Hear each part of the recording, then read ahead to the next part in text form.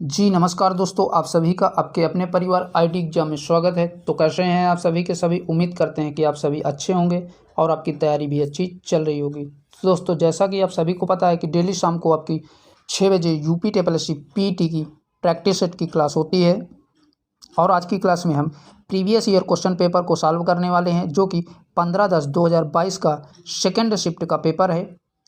तो आज इसी पे के क्वेश्चनों पर डिस्कस किया जाएगा और इस क्लास में केवल जीके, जीएस, करंट अफेयर तथा हिंदी के क्वेश्चनों को ही कवर किया जाएगा। साथ ही हमने यूथ पब्लिकेशन और रुक्मणी पब्लिकेशन दोनों के प्रैक्टिस सेट पूरे सॉल्व करवा दिए हैं। जिन लोगों ने उन क्लासेस को नहीं देखा है तो चैनल में एक अलग से प्लेलिस्ट बना दी गई है, वहां से आप उन क्लासेस को देख सकते हैं। और चैनल पे नए हैं तो चैनल को सब्सक्राइब कर बेल आइकन को दबा दें ताकि आगे आने वाली क्लासेस के अपडेट आप तक पहुँचते रहें। तो चलिए दोस्तों, क्लास को कंटिन्यू करते हैं। और अगर आप इस क्लास की पीडीएफ चाहते हैं तो हमारे टेलीग्राम चैनल से जुड़ करके इस क्लास की पीडीएफ भी आप प्राप्त कर सकते हैं। टेलीग्राम चैनल का लिंक इसी क्लास के नीचे आपको डिस्क्रिप्शन में मिल जाएगा। तो आज का पहला क्वेश्चन कह रहा है दोस्तों, 1930 में महात्मा गांधी द्वारा सविनय अवज्ञा आंदोलन शुरू करने का कारण क्या था? तो बताएं भैया, इन चारों में से राइट आंसर कौन सा बनेगा?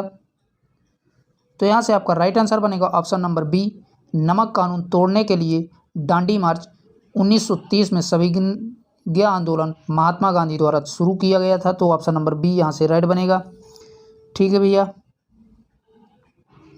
नेक्स्ट कह रहा है, निम्नलिखित में से कौन सा 1857 के विद्रोह का परिणाम था? तो बताएं, इन चारों में से राइट आंसर कौन सा बनेगा? तो यहाँ से आपका ऑप्शन नंबर ए राइट बनेगा। ईस्ट इंडिया कंपनी की शक्तियों को ब्रिटिश क्राउन के हस्तांतरित कर दिया गया था, यही इसका राइट जवाब होगा। और साथ ही बता दें, 1857 की क्रांति 10 मई 1857 को हुई थी। कब भैया? 10 मई 1857 में हुई थी। और जब ये क्रांति हुई थी तो उस समय भारत का गवर्नर जनरल लॉर्ड कैनिंग था, तो याद रखिएगा।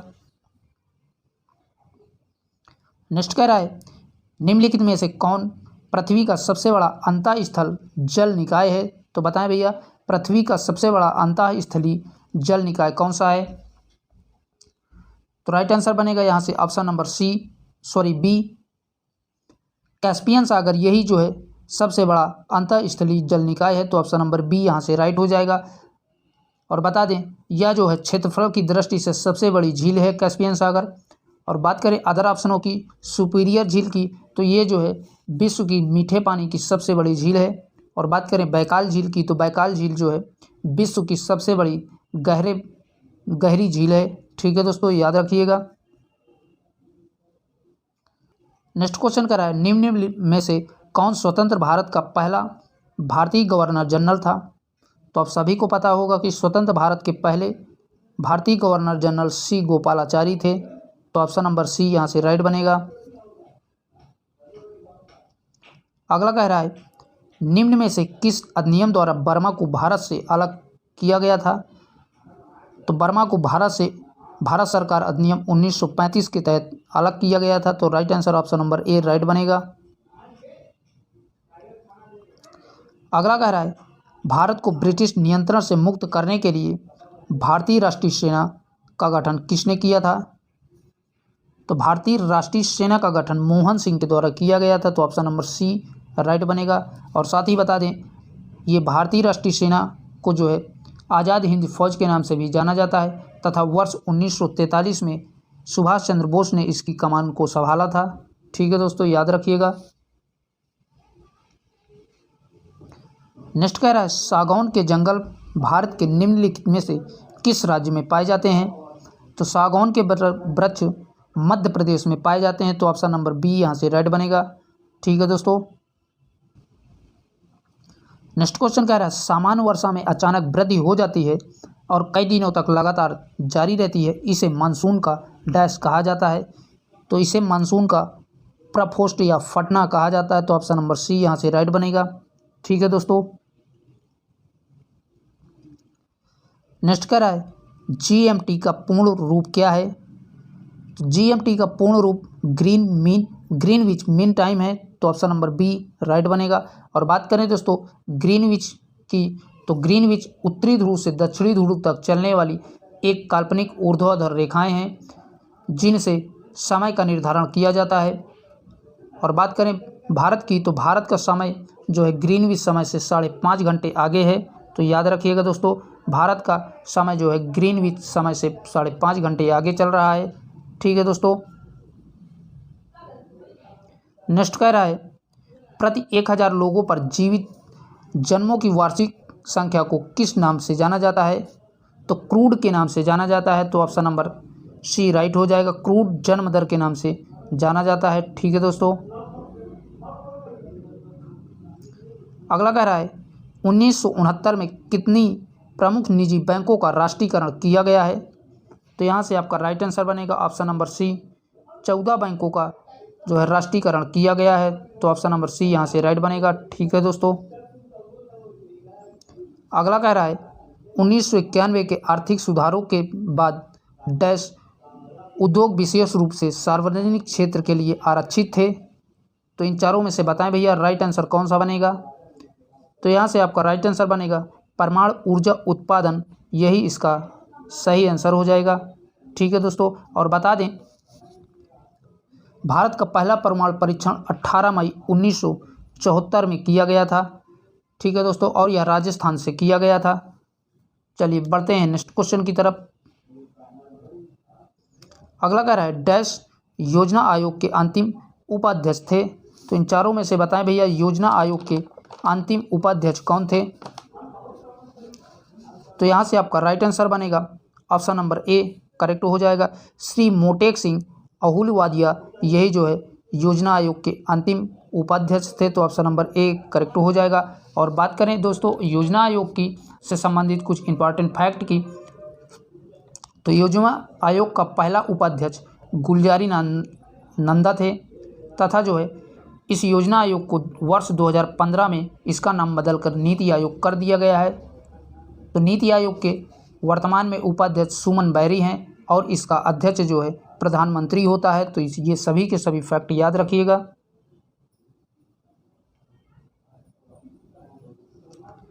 अगला कह रहा है, निम्न में से कौन सा क्षेत्र भारत का सबसे बड़ा नियोक्ता है? तो बताएं भैया राइट आंसर कौन सा बनेगा? तो यहाँ से राइट आंसर बनेगा ऑप्शन नंबर ए, प्राथमिक क्षेत्र भारत का सबसे बड़ा नियोक्ता क्षेत्र है। ठीक है दोस्तों।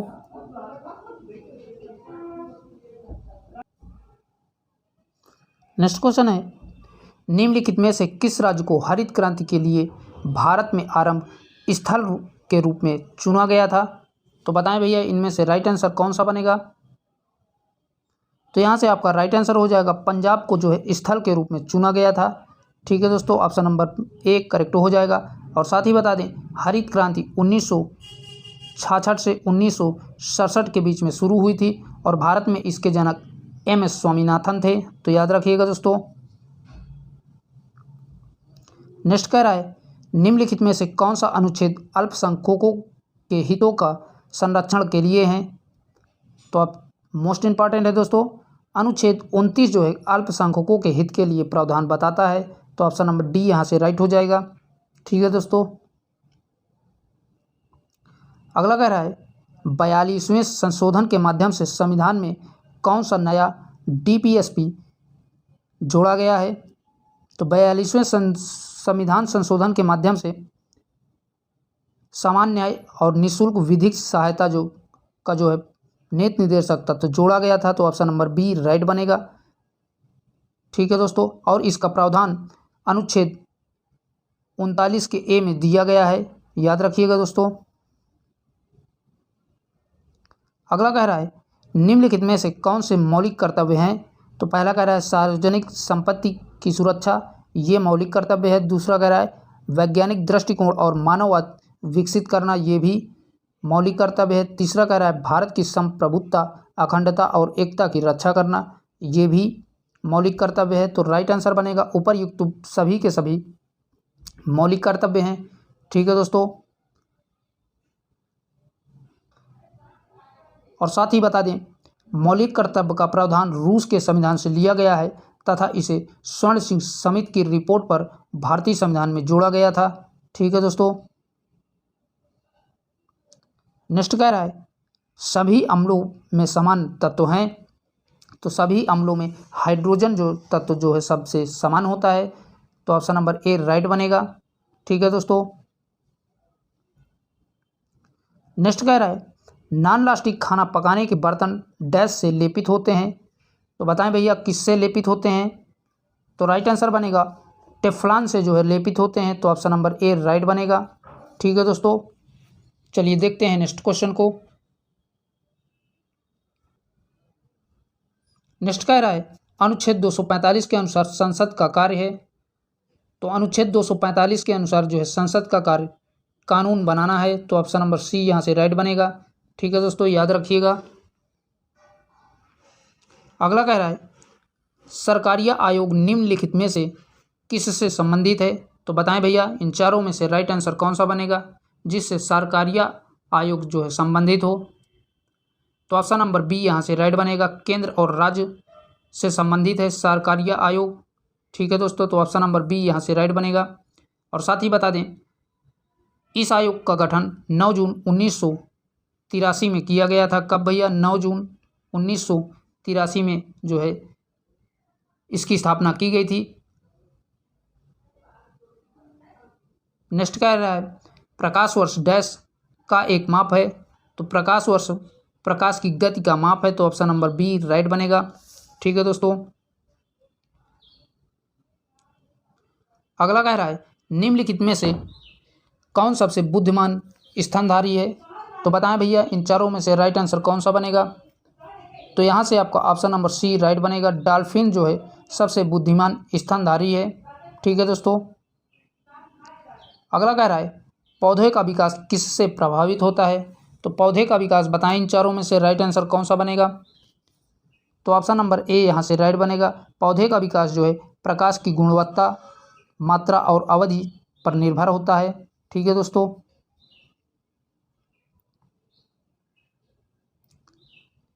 अगला कह रहा है स्थावर का विलोम शब्द है, तो स्थावर का विलोम शब्द जंगम हो जाएगा, तो राइट आंसर ऑप्शन नंबर एक करेक्ट हो जाएगा। मोस्ट इंपॉर्टेंट प्रश्न है दोस्तों। नेक्स्ट कह रहा है बिल्ली को पहले ही दिन मारना चाहिए का अर्थ है, तो इन चारों में से इसका राइट आंसर बनेगा ऑप्शन नंबर बी, भय का शमन शुरू में ही कर देना चाहिए, यही इसका बिल्ली को पहले ही दिन मारने का अर्थ हो जाएगा। ठीक है भैया, नेक्स्ट कह रहा है स्वल्प का संधि विच्छेद क्या होगा, तो इन चारों में से स्वल्प का सही संधि विच्छेद कौन सा है, तो राइट आंसर हो जाएगा ऑप्शन नंबर डी, सु प्लस अल्प, यही जो स्वल्प का सही संधि विच्छेद है। और बात करें दोस्तों इसमें यण संधि है, तो ये भी याद रखिएगा इसमें कौन सी संधि है, यण संधि स्वल्प में है। ठीक है भैया, अगला कह रहा है इति इति का अर्थ भेद है, तो इन में से कौन सा युग्म जो है सही अर्थ बताता है, तो यहाँ से आपका राइट आंसर हो जाएगा ऑप्शन नंबर बी, समाप्ति। पहले इत का अर्थ हो जाएगा समाप्ति और दूसरे इत का अर्थ हो जाएगा विघ्न, यही इसका सही जवाब हो जाएगा। ठीक है दोस्तों, नेक्स्ट कह रहा है ईश्वर में विश्वास रखने वाला इस वाक्य समूह के लिए एक शब्द बताइए, तो जो ईश्वर पे विश्वास रखता है उसे क्या कहा जाता है, बताएं इन चारों में से। तो राइट आंसर बनेगा ऑप्शन नंबर ए, आस्तिक कहा जाता है। ठीक है दोस्तों, याद रखिएगा। चलिए बढ़ते हैं अगले क्वेश्चन की तरफ।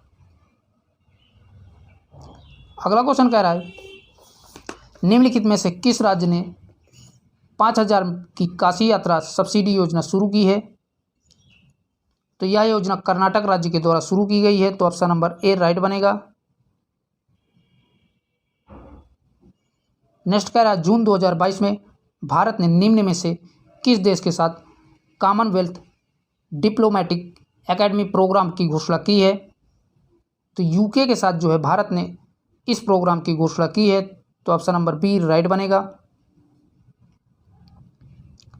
नेक्स्ट कह रहा है डैश कंपनी ने IAF के हेलीकॉप्टर के लिए ADS की आपूर्ति हेतु एक बेलारूसी कंपनी और उसकी सहायक कंपनी के साथ समझौता ज्ञापन पर हस्ताक्षर किए हैं, तो राइट आंसर बनेगा option number C, Bharat electronics limited के साथ समझौता किया गया है।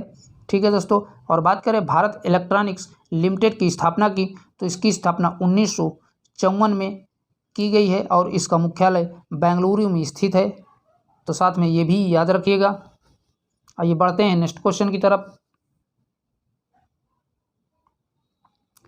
नेक्स्ट कह रहा है, निम्नलिखित में से किस भारतीय राज्य ने नारी को नमन नाम से एक नई योजना शुरू की है? तो नारी को नमन योजना उड़ीसा राज्य के द्वारा शुरू की गई है। तो ऑप्शन नंबर ए यहाँ से राइट बनेगा। ठीक है दोस्तों। अगला कह रहा है, प्रधानमंत्री नरेंद्र मोदी ने निम्न में से किस जिले में डॉक्टर संपूर्णानंद स्पोर्ट स्टेडियम में एक कार्यक्रम में 1800 करोड़ योजना का उद्घाटन और शिलान्यास किया है? तो वाराणसी में जो है 1800 करोड़ योजनाओं जाएगा। ठीक है दोस्तों, वाराणसी। चलिए देखते हैं अगले क्वेश्चन को। नेक्स्ट क्वेश्चन कह रहा है, किन संस्थान ने India's booming gig and platform economics शीर्षक से एक रिपोर्ट जारी की है? तो राइट आंसर बनेगा नीति आयोग ने जो है यह रिपोर्ट जारी की है। तो ऑप्शन नंबर सी करेक्ट हो जाएगा। ठीक है दोस्तों। अगला कह रहा है, निम्नलिखित में से कौन सी राज्य सरकार सिंगल एंट्री मल्टीपल एटीज के विचार पर एक एजुकेशन टाउनशिप बनाने की योजना बना रही है? तो राइट आंसर हो जाएगा ऑप्शन नंबर सी, उत्तर प्रदेश सरकार जो है योजना बना रही है। ठीक है दोस्तों, ऑप्शन नंबर सी यहाँ से करेक्ट हो जाएगा। नेक्स्ट कह रहा है, निम्न में से कौन सा भारत का सबसे छोटा केंद्र शासित प्रदेश है? तो बताएं भैया इन चारों में से राइट आंसर कौन सा बनेगा?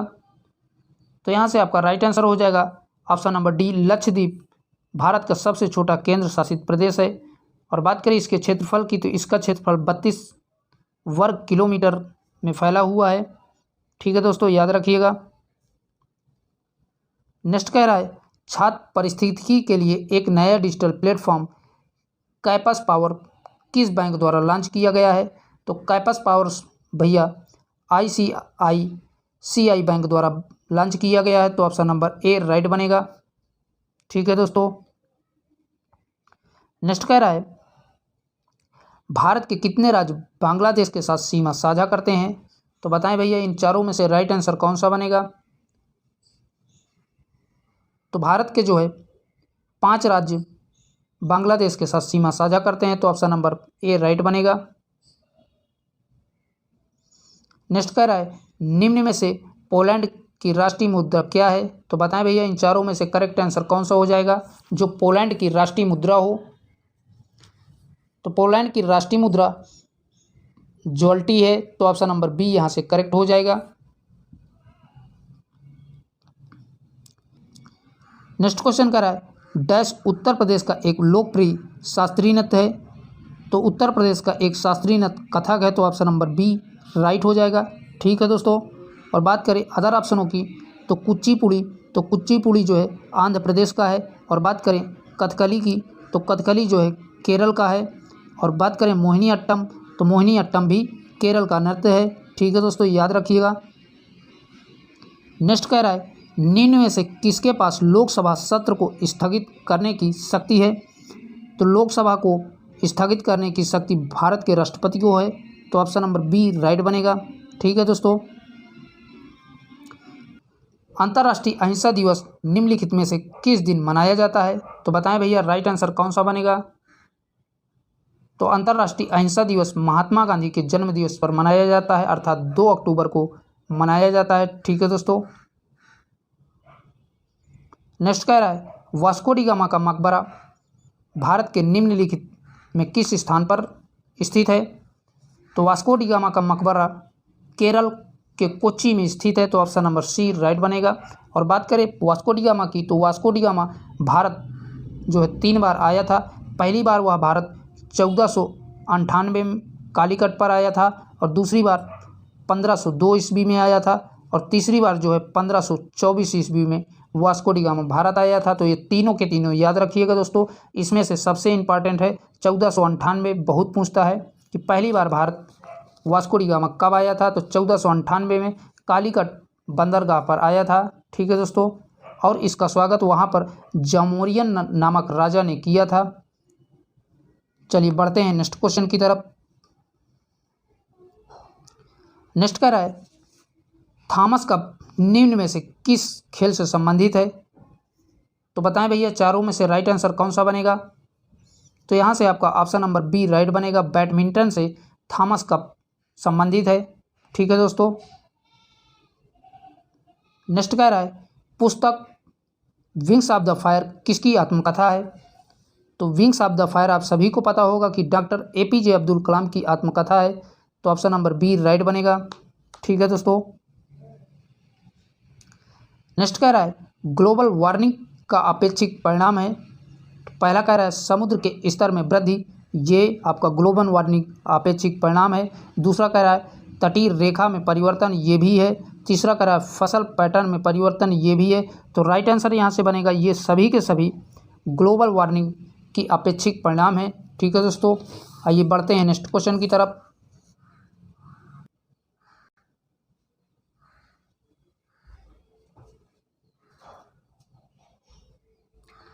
नेक्स्ट कह रहा है जजिया फिर से लगाने वाले मुगल शासक का नाम लिखिए। तो बताएं भैया जजिया कर किसके द्वारा पुनः जो है लगाया गया था? तो राइट आंसर हो जाएगा औरंगजेब के समय में पुनः जो है जजिया कर लगाया गया था। तो ऑप्शन नंबर ए राइट बनेगा। और यह 1679 में जो है जजिया कर लगाया था औरंगजेब ने। और बात करें दोस्तों भारत में पहली बार जजिया कर मोहम्मद बिन कासिम के द्वारा लगाया गया था। तो ये भी याद रखिएगा, पहली बार मोहम्मद बिन कासिम के द्वारा लगाया गया था और पुनः जो है जजिया कर भारत में औरंगजेब के द्वारा लगाया गया था। तो याद रखिएगा। नेक्स्ट कह रहा है निम्न में से किसे अंग्रेजों द्वारा शुरू किए गए महत्वपूर्ण योगदानों में से एक माना जाता है? तो बताएं भैया इन चारों में से राइट आंसर कौन सा हो जाएगा? तो राइट आंसर हो जाएगा रेलवे जो है अंग्रेजों को द्वारा सबसे महत्वपूर्ण योगदानों में से एक माना जाता है। ठीक है दोस्तों। और बात करें दोस्तों भारत में पहली बार रेल लॉर्ड डलहौजी के समय में 16 अप्रैल कब भैया 16 अप्रैल 1853 में मुंबई से ठाणे के बीच में चली थी। तो याद रखिएगा मोस्ट इम्पॉर्टेंट है 16 अप्रैल 1853 में मुंबई से ठाणे के बीच में लॉर्ड डलहौजी के समय में पहली बार भारत में रेल चलाई गई थी। चलिए देखते हैं अगले क्वेश्चन को।